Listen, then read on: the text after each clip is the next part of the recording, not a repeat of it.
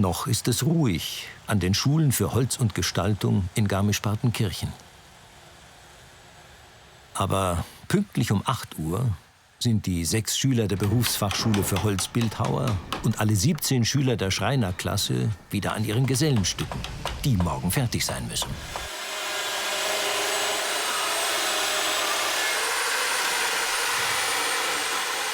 Ein monumentales Objekt hat sich Stefan Klebarow aus München ausgedacht, das er Utopie nennt.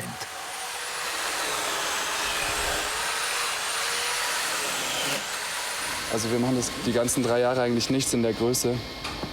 Und eigentlich werfe ich alle Bildhauer-Herangehensweisen über den Haufen. Weil ich arbeite kein einziges Mal mit einem Schnitzmesser, was wir hier 3 Jahre lernen. Ich mache kein anatomisches, menschliches Abbild, sondern ich mache halt eine abstrakte Form. Es ist halt eine große Herausforderung einfach, aber das wollte ich auch so, irgendwie alle meine Grenzen austesten, weil es ist körperlich anstrengend. Also ich werde nach diesen 4 Wochen Fertigungszeit körperlich total am Ende sein, aber ich check auch, was kann ich tatsächlich machen, und es sieht so aus, als könnte ich es so machen, wie ich es mir vorgestellt habe. Ja, geht schon.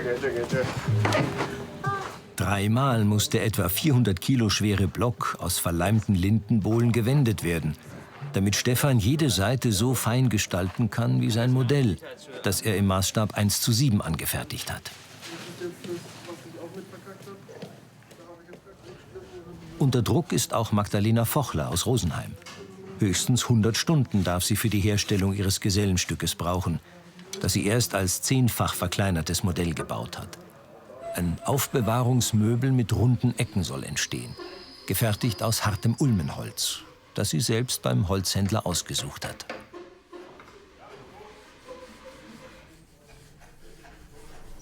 Ich hatte auf jeden Fall den Anspruch, was zu bauen, was mir einfach ganz lange gefällt. Und was mich auch natürlich ein bisschen herausfordert oder wo ich auch irgendwie zeigen kann, so, was habe ich hier gelernt und was entspricht mir. Ich habe mir gewünscht, dass mein Möbel nicht verschlossen ist, sodass man eher so ein bisschen davor zurückschreckt, beziehungsweise dass es so ein Geheimnis macht, sondern dass man eher darauf zugeht. Und es gab einen Moment, da habe ich gewusst, okay, das ist mein Entwurf, der passt zu mir und der entspricht mir total und den will ich bauen.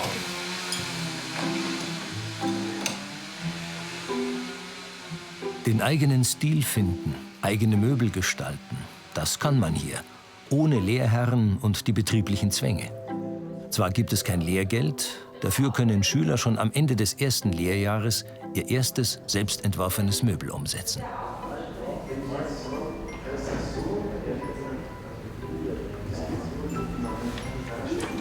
Die kostenlosen Schulplätze sind begehrt.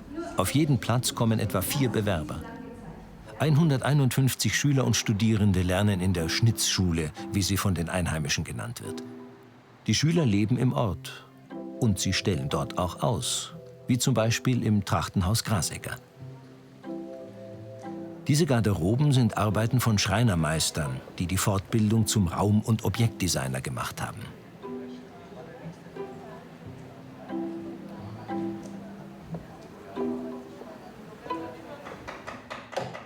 (1869) wurde in Partenkirchen die Distriktszeichen- und Schnitzschule Werdenfels gegründet, um der Jugend eine Perspektive in wirtschaftlich schlechten Zeiten bieten zu können. Ganz im Geschmack der Gründerzeit wurden die Schnitzwaren überregional verkauft.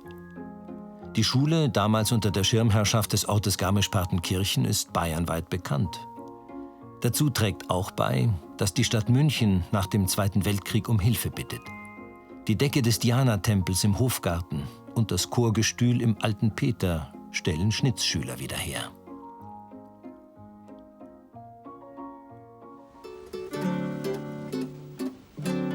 (1974) besuchte der Volksmusikpfleger Wastel Vahnderl für Unter unserem Himmel die Schulen, die inzwischen auch schon Schreinermeister ausbildeten. Der damalige Schulleiter Franz Karg begleitete ihn. Herr Kalk, das ist ja die erste Überraschung. Sie haben auch junge Mädchen in Ihrer Schule. Ich habe eine ganze Reihe von jungen Damen in meinem Hause. Werden das Schreinermeisterinnen? Ich hatte auch schon Schreinermeisterin. Wo kommen Sie denn her? Ich komme aus Ingolstadt. Aus Ingolstadt. Und Sie sind im ersten Lehrjahr. Ich bin im ersten Jahr. Dankeschön, weiterhin viel Glück. Danke. Und jetzt möchte ich aber zum Burm. Weil Sie wissen ja, unsere Schüler kommen überall her. Aber hier haben wir einen echten Partenkirchner. Wo kommen denn Sie her? Ich komme aus Amerika in der Nähe von Chicago. Also, und das ist nicht der erste und nicht der einzige Ausländer, der diese Schule besucht. Ja, unsere Fachschule steht für alle offen. Ganz im Stil der 70er präsentierte sich die Schule mit ihren Meisterstücken im Fernsehen. Aber schon damals waren die Berufsaussichten für Schreiner besser als für Holzbildhauer. Nur noch 17 Bildhauerlehrlinge beschäftigen sich heute mit dem Werkstoff Holz.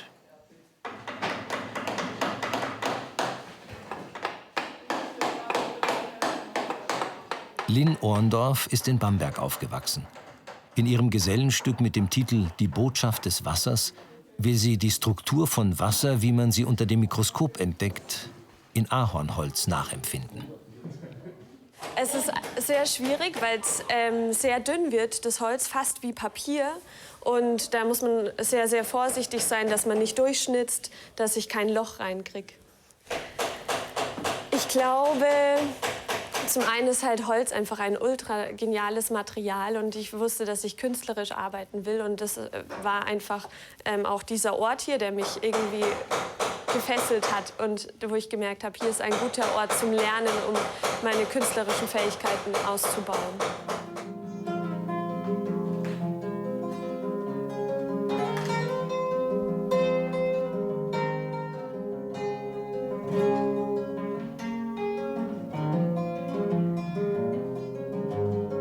Aber wo gehen die Holzbildhauer hin, wenn sie diesen Kokon verlassen?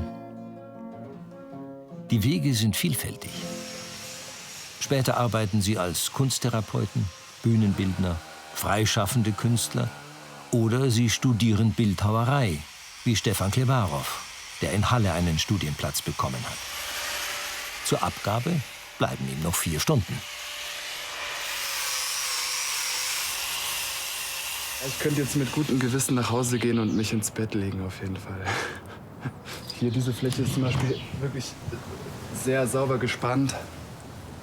Da ist keine einzige Unebenheit, wenn man da mit der Hand drüber geht. Und hier drüben fängt es dann an, einfach weil ich da noch mit einem anderen Werkzeug gearbeitet habe. Ja, ich habe mich verliebt. Das ist mein Baby.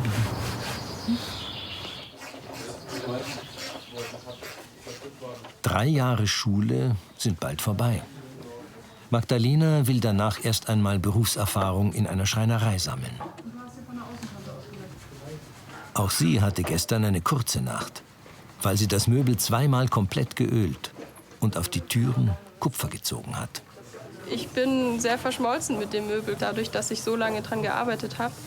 Und so viele Stunden und auch jetzt in den letzten Tagen vor allem Energie und Kraft da reinging, ist das jetzt ein Wahnsinnswert, der irgendwie, also zu dem ich glaube ich keine Distanz habe, sondern eher, das mir sehr nahe steht und dem ich sehr verbunden bin. Die ersten Gesellenstücke sind fertig. Sie werden die Schüler begleiten bei ihrem Start in eine neue berufliche Zukunft. Mit dem begehrten Abschlusszeugnis in der Tasche der Schulen für Holz und Gestaltung in Garmisch-Partenkirchen.